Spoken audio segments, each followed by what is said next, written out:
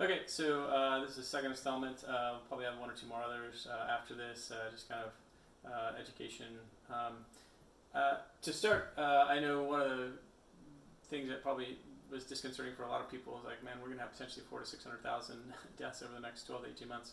And where did you get that number, and how did you come to that conclusion? I think the first things I'll say, number one, I've been reading probably 2 to 3 articles, either from New York Times, Washington Post, Nature, Scientific America, and then obviously regular scientific journals a day since this all started back in March. So I've, I don't know, read probably upwards of 60 to 80 articles on the different epidemiologic studies, the infection studies, transmission studies, comorbidities, etc. Since this all started.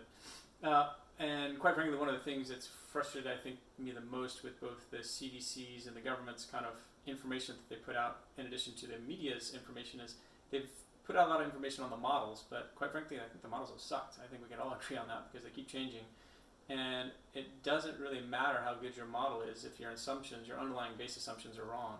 And unfortunately, I think, for example, back in March when most everybody went into lockdown, was based on the London, College of London study, which even their own compatriots over at Oxford, 2 to 3 days later, basically said, we think a lot of their assumptions and their underlying principles are flawed. And I think after they severely revised their death rate down, people all of a sudden said, yeah, maybe this wasn't the best model. And once again, the model's only as good as the basic assumptions that you make. And I think, unfortunately, a lot of the models have made very poor assumptions.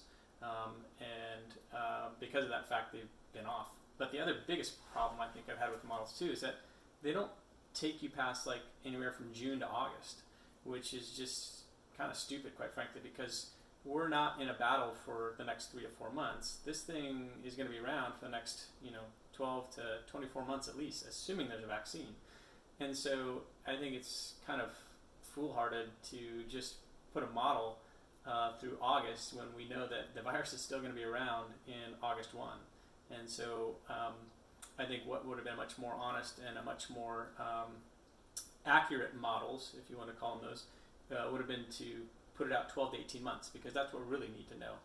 Because once again, if you flatten the curve, which is what everybody talked about, which I kind of get, I understand, and that was the initial impetus for the lockdowns, was to flatten the curve. The problem is if you flatten the curve, that's great, you don't overwhelm the healthcare system, but people are still going to die later on. I think a great epidemiologist out of Yale said, I'm not going to steal his phrase, but how he said it was basically, you're just changing the dates on when they die. You flatten the curve, that's great, but people still have to go out into public eventually, and they're still going to interact, and they're still going to get the virus. It just means they're going to get the virus in August or September or December, and they're still going to die. And so what we really need is an accurate model that projects out 12 to 18 months over the duration of when we think this crisis is going to actually last. It does us no good to go into lockdown and then people are like, well, we're going to get a spike as soon as you come out of lockdown. You're like, well, of course. None of the fundamentals of the virus have changed. The virus is still around. We haven't built thousands more ICUs, and there's no vaccine. So that was, once again, I think my confusion or my kind of exasperation with the initial lockdown lasting more than a few weeks, because nothing is materialistically going to change. I know people talk about remdesivir and some of the other possible treatments on the horizon, and those may be helpful, and that'd be great, but the fundamental infection rate, lethality, and overall kind of death that we're going to get from this over the next 12 to 18 months is likely not going to change materialistically, even with some improved interventions. That's a lot of hope, but that's a lot of carnage that you're going to pin on that kind of hope. So anyway, so that's kind of the first, what I kind of start with.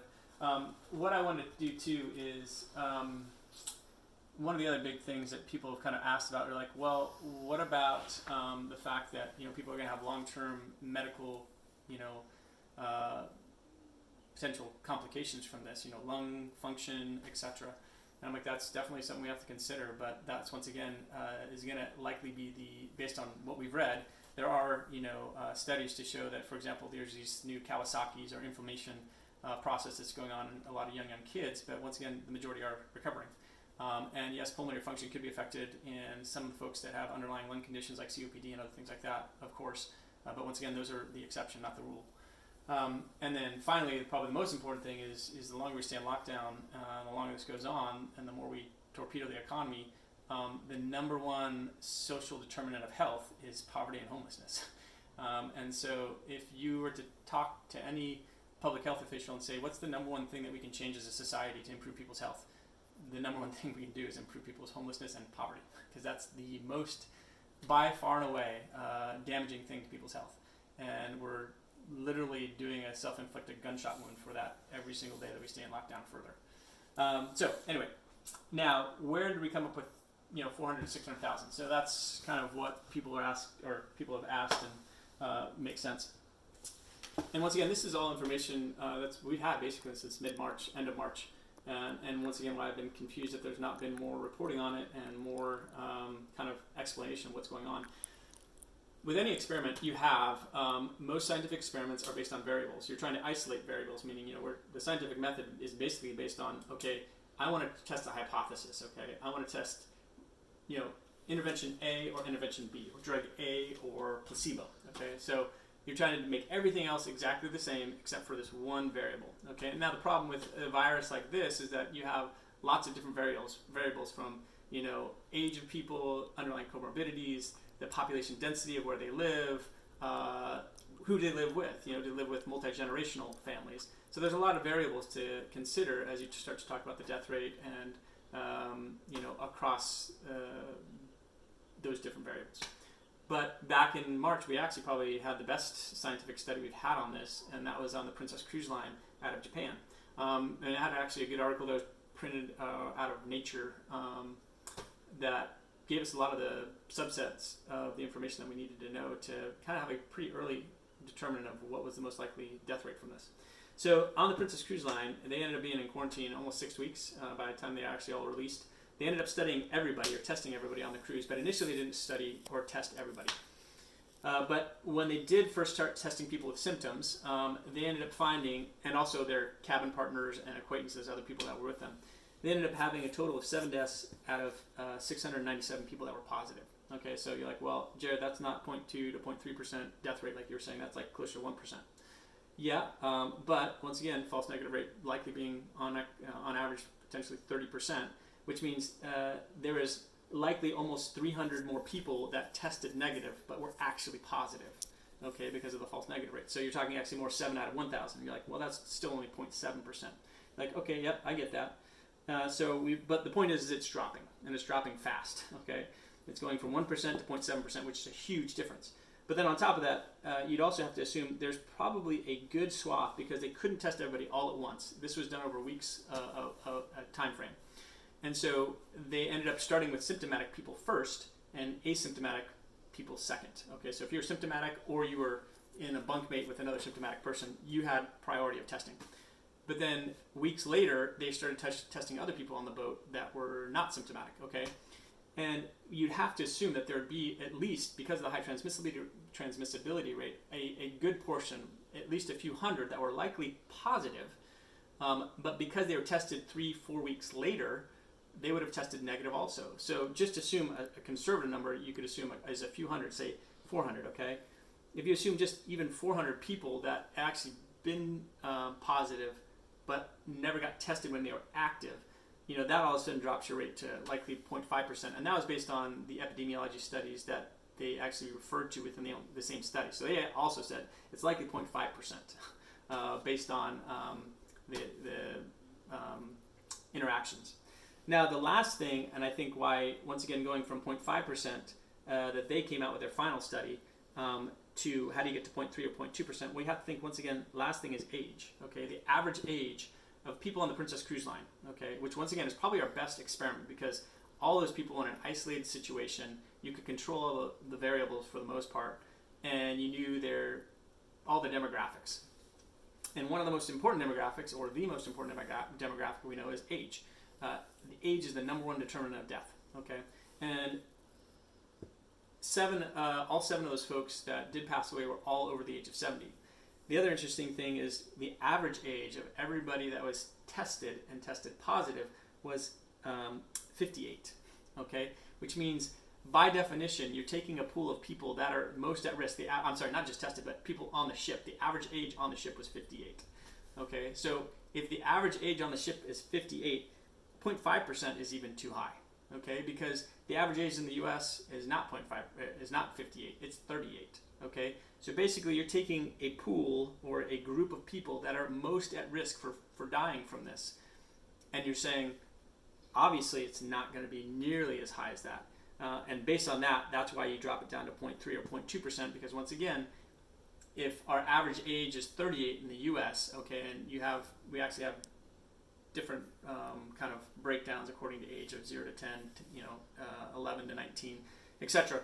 When you start to break down that age group, you start to realize as the age drops, obviously the death rate dropped with it, okay? And so once again, if you have an average age of 58, you're naturally skewing the death rate to a much higher risk population than you are to the actual population of the U.S., which would be 38, okay? And that's where, once again, it goes down to 0.3 or 0.2. Now, the last thing I was going to say is, now there's also the antibody studies we talked about. And that was done out of Germany, out of Massachusetts, out of Stanford, and Southern California.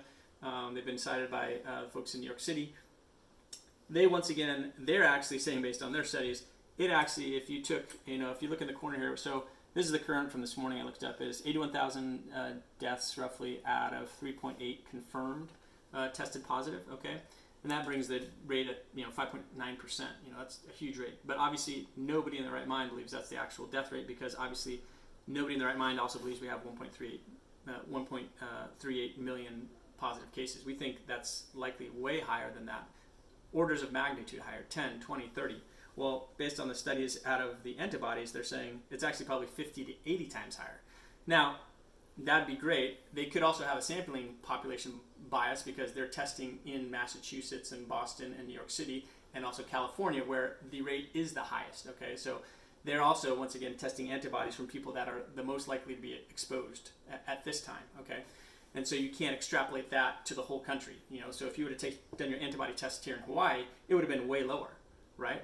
But once again, based on what they're showing from their antibody studies, they're saying 50 to 80 times higher. Well, if you just did that, extrapolated out, you'd say it's not really 1.38 million. You have actually closer to 69 million people that are positive. Nobody, I think, believes that we have 69 million people that have been positive over the last 3 months. But if you just did that, your rate comes out to 0.12%, which is almost on par with the flu, which this year they're saying could be a high year at 62,000 and 56 million infected, which brings it to 0.11. But once again, I think the caveat for these antibody studies is they were taken out of a population in California and New York, which are both high infection rate populations.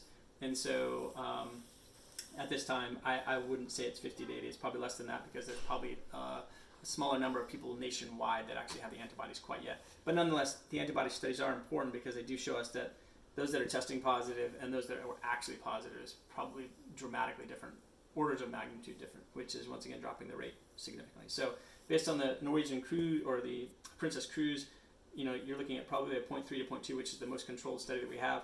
And then the last thing is, based on the antibodies, they're saying it's way less than that. Once again, I think the actual number is probably close to 0.3 to 0.2.